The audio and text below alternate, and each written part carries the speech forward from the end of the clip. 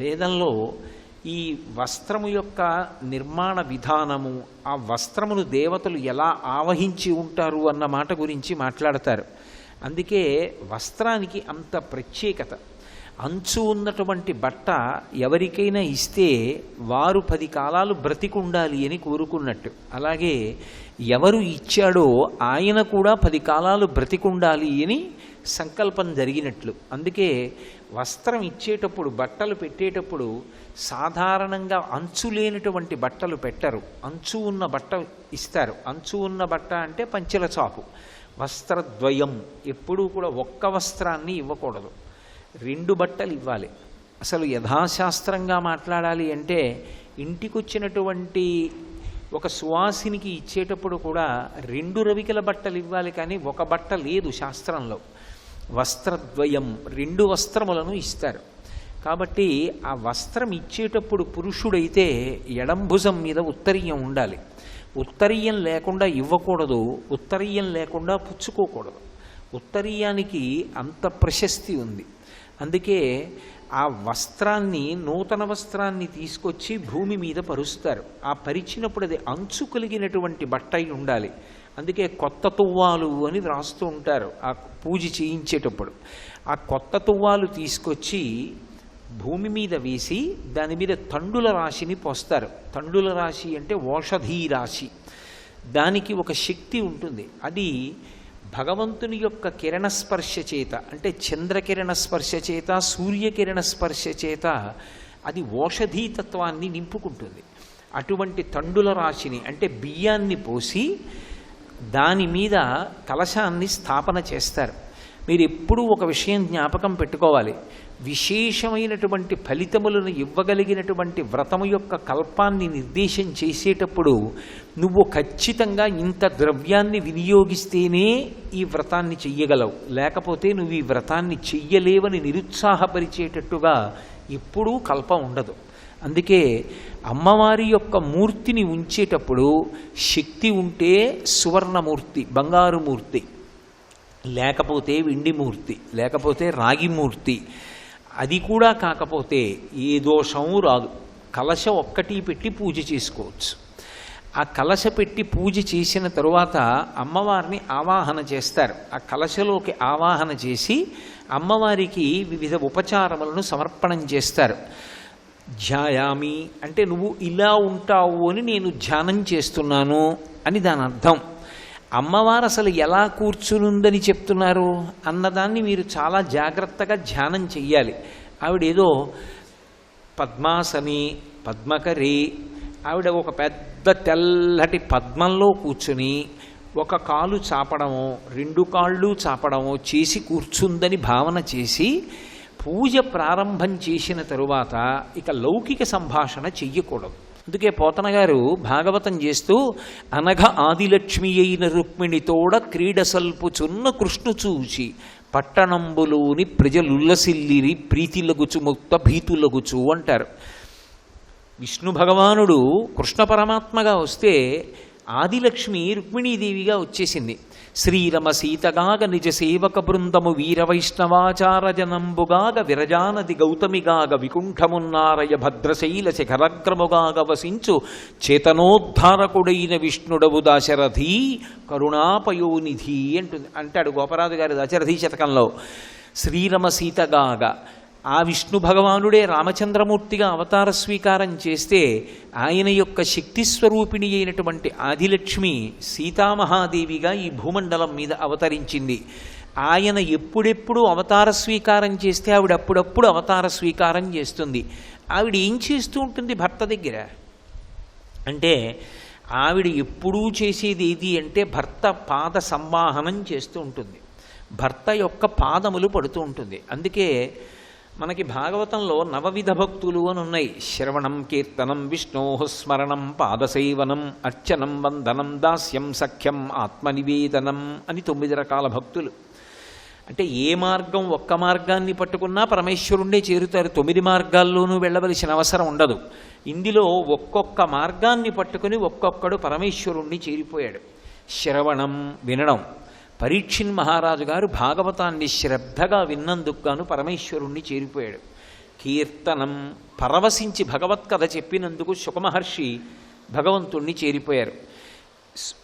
శ్రవణం కీర్తనం విష్ణోః స్మరణం, ఎప్పుడూ భగవంతుణ్ణి తలుచుకోవడం ప్రహ్లాదుడు. ఏది చేస్తున్నా భగవంతుణ్ణి తలుచుకుని భగవంతుణ్ణి చేరిపోయాడు. కాబట్టి శ్రవణం కీర్తనం విష్ణోః స్మరణం పాదసేవనం, ఎప్పుడూ భగవంతుడి కాళ్ళొత్తడం అంటే లక్ష్మీదేవి. అర్చనం పృథుమహారాజు, వందనం అక్రూరుడు, దాస్యం హనుమ, సఖ్యం అర్జునుడు, ఆత్మనివేదనం బలిచక్రవర్తి. 9 భక్తులకి 9 మంది ఉదాహరణలు. అందులో లక్ష్మీదేవి ఎప్పుడు చూడండి ఆదిశేషుడి మీద శ్రీ మహావిష్ణువు పడుకుని ఉంటారు. ఆవిడెక్కడ ఉంటుంది? పక్కన పడుకుని కనపడదు, ఆయన పాదములు ఎత్తుతూ కనపడుతుంది. ఆఖరికి మనం వెంకటేశ్వర స్వామి వారి సుప్రభాతం చెప్పినా కూడా ప్రపత్తి అని చెప్తాం. సుప్రభాతం అయిపోయాక ప్రపత్తిలో ఒక మాట అంటాం, లక్ష్మీ మహీత ధనురూప నిజానుభావ నీలాది దివ్య మహిషీక రపల్లవానాం ఆరుణ్య సంక్రమణత కిల సాంద్ర రాగౌ శ్రీవేంకటేశ చరణౌ శరణం ప్రపద్యే అంటాం. స్వామి నీ యొక్క కాళ్ళు నల్లగా నీలమేఘశ్యాముడు కనుక నీరు పట్టిన మబ్బులో ఉంటాయి. నీ పాదములు అలా చాపి ఉంటే నా తల్లి లక్ష్మీదేవి నీ పాదములు ఎత్తుతూ ఉంటుంది. అప్పుడు ఆవిడ 2 చేతులతో ఒత్తడం ఇష్టం లేక నీ 2 కాళ్ళు ఒత్తడం కోసమని ఆ తల్లే నీలాది దివ్య మహిషీక రపల్లవానాం, ఆమెయే నీలాదేవి, ఆమెయే భూదేవి, ఆమె శ్రీదేవిగా మారిపోయి ఆయన పాదములు ఒత్తుతూ ఉంటుంది. ఒత్తుతున్నప్పుడు అసలే కోమలంగా ఎర్ర తామర పూలలా ఉంటాయేమో, స్వామి పాదములను ఇలా ఒత్తుతున్నప్పుడు గట్టిగా నొక్కబడినటువంటి ఆ వేళ్ల మధ్యలోంచి ఎర్రటి కాంతులు పైకొచ్చి నల్లటి మబ్బులో ఉన్న స్వామి పాదముల మీద పడుతుంటే నీలతోజద మధ్యస్థ విద్యుల్లేకే భువాస్వర అన్నట్టు నల్లటి మబ్బు మీద సౌదామిని ఒక మెరుపుతీగ వస్తే ఎలా ఉంటుందో అప్పుడు ఆ పాదములు అలా ఉంటాయి. శ్రీవేంకటేశ చరణౌ శరణం ప్రపద్యే, అటువంటి నీ శ్రీచరణములను నేను శరణు చేస్తున్నాను అంటారు. అంటే శ్రీ మహావిష్ణువు ఎప్పుడూ లక్ష్మీదేవిని నా కాళ్ళ దగ్గర కూర్చుని కాళ్ళొత్తుతుండు అంటాడనుకుంటున్నారా మీరు? కాదు, ఆయన ఎప్పుడూ ఆ మాట చెప్పడు. పాదములను ఒత్తుట అన్న మాటకు అర్థం ఏమిటంటే భర్త యొక్క పాద సేవ చేసి భర్తను అనుగమించుట. ఆయన వినా ఇంకొకటి లేదు, ఆయన కీర్తి కన్నా నాకు జీవితంలో ఇంకొకటి అక్కరలేదు. ఆయన సంతోషము నా సంతోషము, నాకు సంతోషమయ్యేది ఆయనకు ఒకవేళ అపఖ్యాతి కారణమైతే నాకు అక్కర్లేదు. అది ఆడదానిలో ఉండేటటువంటి గొప్పతనం, ఇది మగవాడికి లేదు. అందుకే మగపిల్లవాడు పుడితే వాడు ఒక వంశాన్నే తరింపచేస్తాడు. వాడు మహాభక్తుడు ధర్మాత్ముడైతే ఏ వంశంలో పుట్టాడో ఆ వంశం తరిస్తుంది. కానీ ధర్మాత్మురాలైనటువంటి ఆడపిల్ల పుడితే 2 వంశాలు తరిస్తాయి. ఏ ఇంట పుట్టిందో ఆ పుట్టినింటి వంశం తరిస్తుంది, ఏ ఇల్లు మెట్టిందో ఆ వంశం తరిస్తుంది. ఒక్క సీతమ్మ తల్లి పుట్టినందుకు ఇక్ష్వాకు వంశం విదేహ వంశం కూడా తరించాయి. ఎప్పుడూ భర్త యొక్క కీర్తి గురించి ఆలోచిస్తుంది.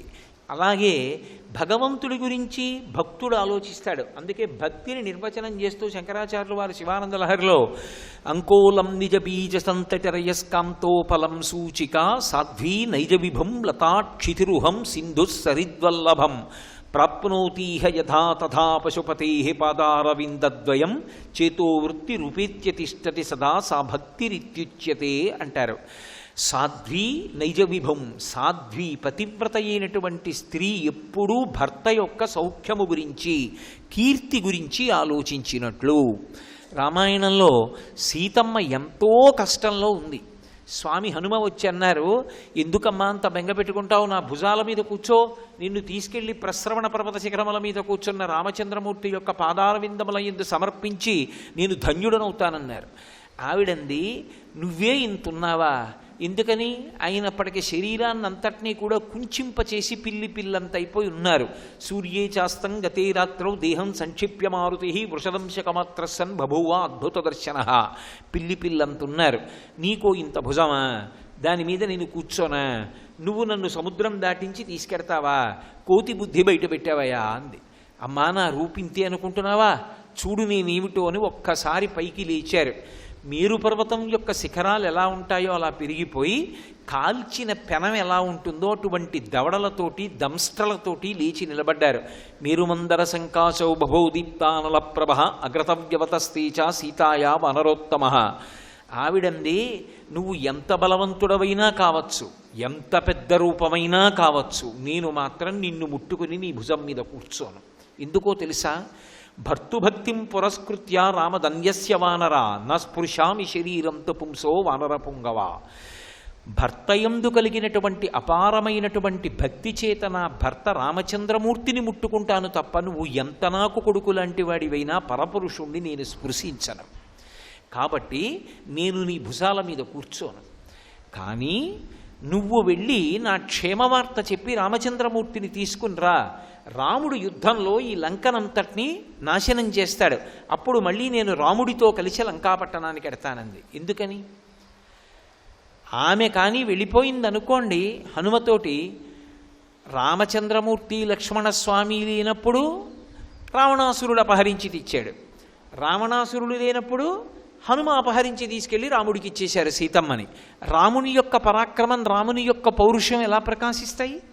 వాడు దొంగతనంగా ఎత్తుకొచ్చి ఉండవచ్చు, కానీ పౌరుషవంతుడైనటువంటి రామచంద్రమూర్తి యొక్క భుజములు తాండవం చేసి ఆయన యొక్క కోదండ విద్యా పారంగత్వం పైకొచ్చి దాని వలన లంకాపట్టణం అంతా నశించిన తరువాత రాముడితో కలిసి వెడితేనే రాముని యొక్క కీర్తి ప్రతిష్టలు నిలబడతాయి. అంత కష్టంలో ఉన్న రాముని యొక్క కీర్తికి కళంకం వస్తుందని నేను రాను నీతో అంది సీతమ్మ. మరి రావణుడు నిన్ను పట్టుకుని అపహరించి తెచ్చినప్పుడు ముట్టుకున్నాడు కదమ్మా, అప్పుడు నాకు స్పృహ లేదు, వాడు తెస్తే నా దోషం కాదు, ఇప్పుడు స్పృహలో ఉన్నాను, నేను ముట్టుకోను. ఆయన అన్నాడు. ఈ మాట విని స్వామి హనుమ తెల్లపోయి అన్నారు, అమ్మా ఎవరంటారు ఈ మాట లోకంలో? ఎవరనరు. ఇంత కష్టంలో ఉన్న దాని దగ్గరికి వస్తే వెంటనే తీసుకెళ్ళవయ్యా అంటారు.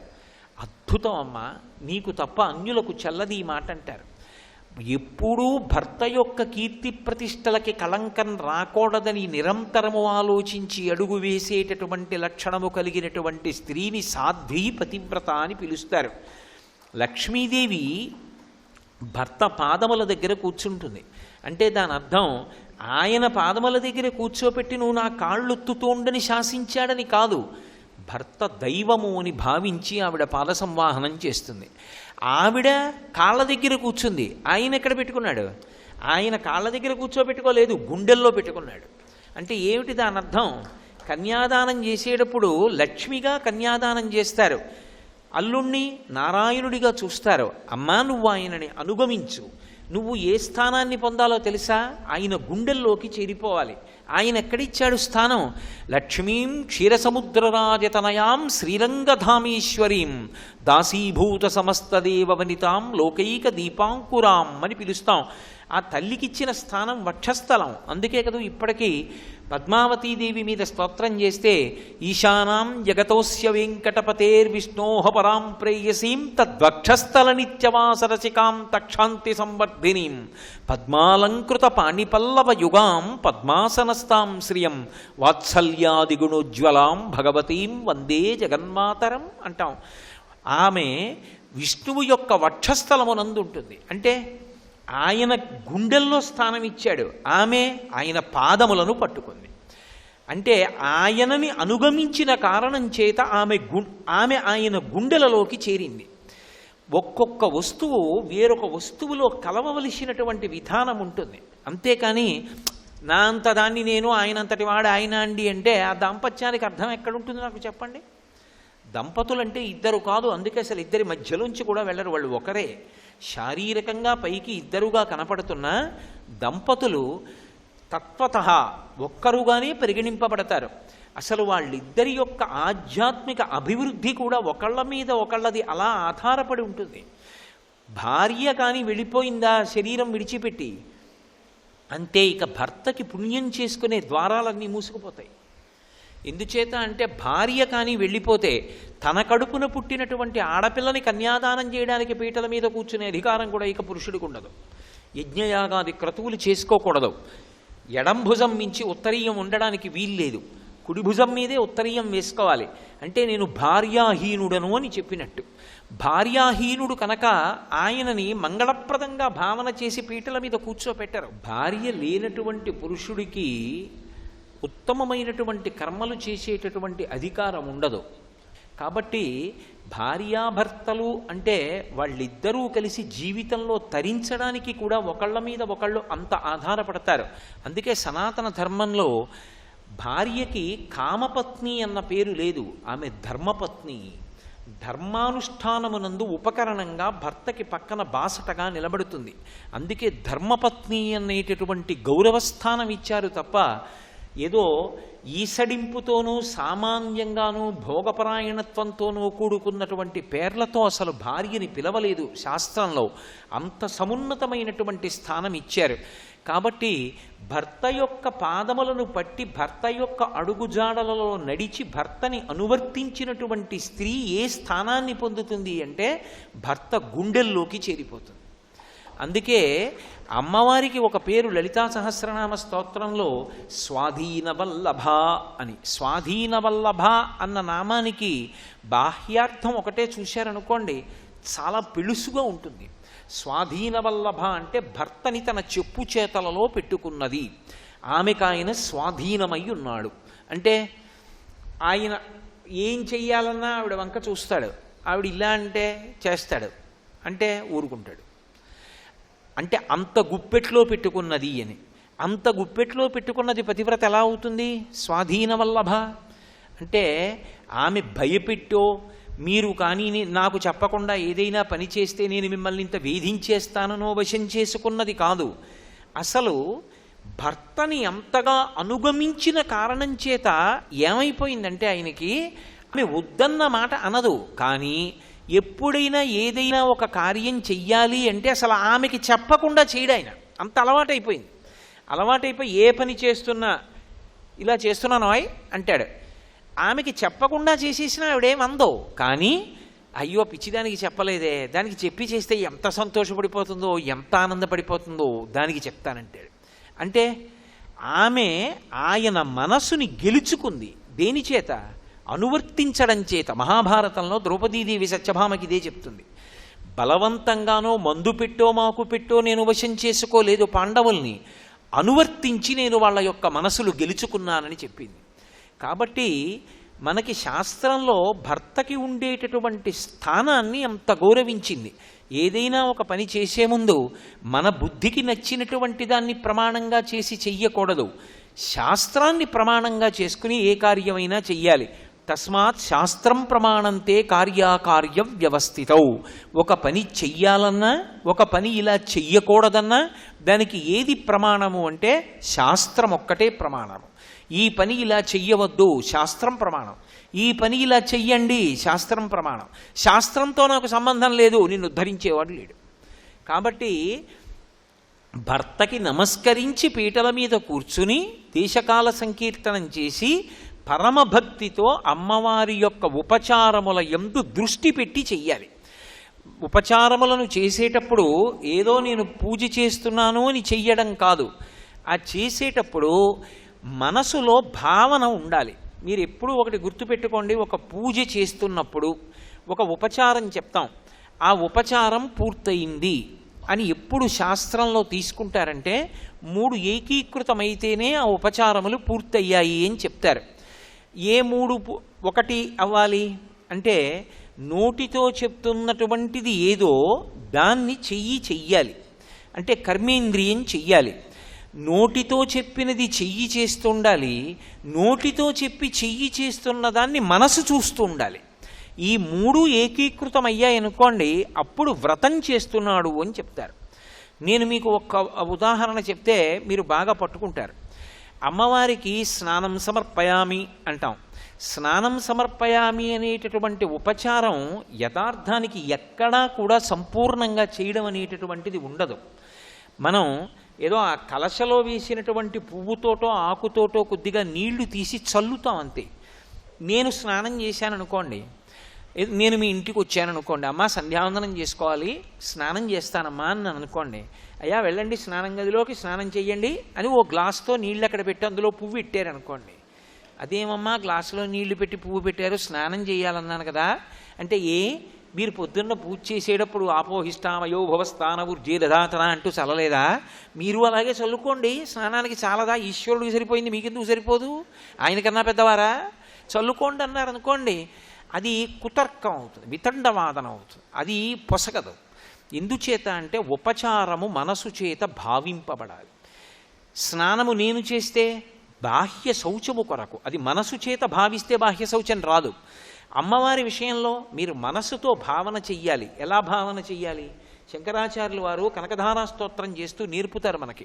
దిగ్గస్తిభి కనక కుంభముఖావ సృష్ట స్వర్వాహినీ విమలచారు జలప్లుతాంగీం ప్రాతర్నమామి జగతాం జననీమశేష లోకాధినాథ గృహిణీం అమృతాబ్ధిపుత్రీం అంటారు. ఆ దిగ్గజములు ఆకాశగంగా జలాలను తమ యొక్క బంగారు కలశలతో పట్టి తీసుకొచ్చి లక్ష్మీదేవికి రెండు వైపులా నిలబడి ఆ బంగారు కలశలని పైకెత్తి మందాకినీ జలాలు పోస్తే ఆమె కట్టుకున్నటువంటి తెల్లటి బట్ట తడిసిపోతుంది. ఆ తడిసిపోయినటువంటి తెల్లటి బట్టతో కూర్చున్నటువంటి ఆ అమ్మవారి యొక్క పాదముల జంట ఒక్కసారి మనసు నిండా భావన చేసి ఆ తల్లి పాదములకు, ఆ తడిగా ఉన్నటువంటి అమ్మవారి పాదములకు ఉంచి తల తగిలేటట్టుగా నమస్కరిస్తే, ఆ తడి నా నుదుటికి తగిలింది అని భావన చేస్తే ఆ తడి ఇలా తుడుచుకోవాలనేటటువంటి అనుభూతి కలుగుతుంది. అసలు ఆ దర్శనం అంటూ కలిగితే పువ్వుతో నీళ్లు చల్లడం వరకు ఉపచారం, దర్శనం నిజంగా దిగ్గస్థిభి కనక కుంభముఖావ సృష్ట స్వర్వాహినీ విమలచారు జలప్లుతాంగీం ప్రాతర్నమామి జగతాం జననీమశేష లోకాధినాథ గృహిణీం అమృతాబ్ధిపుత్రీం అని ఆ తల్లిని అలా చూసి తడిసిపోయి ఎర్రటి కాళ్ళు, తెల్లటి గోళ్ళు తడిసి కరిగి కిందకి కారిపోతున్నటువంటి పారాణి కనపడుతుంటే ఒక్కసారి వంగి అమ్మవారి పాదముల దగ్గర తలపెట్టి నమస్కారం చేశారనుకోండి, ఇప్పుడు ఆ తడి మీ నుదుటికి అందుకుని ఆ పారాణి కరిగి మీ నుదుటికి అంటుకుంటే మీరు పూజ చేద్దామని పైకి లేచిన తర్వాత వెంటనే తర్వాత ఉపచారం జ్ఞాపకానికి వస్తుందా? జ్ఞాపకానికి రాదు. మీ నుదుటికి ఏదో తడి ఉన్నట్టు, ఏదో అంటుకున్నట్టు భావన పొంది మీరు ఒకసారి ఇలా అనుకుని పారాయణ ఏమైనా ఉందా అని ఇలా చూసుకుని ఏం లేదంటే మీరు చేసిన ఉపచారం అమ్మవారికి అందింది, మీరు స్నానం చేయించారు అమ్మవారికి. అమ్మవారి తడిపాదములకు, పారాణి పాదములకు మీరు నమస్కారం చేశారు. సర్వం శ్రీ ఉమామహేశ్వర పరబ్రహ్మార్పణమస్తు. స్వస్తి.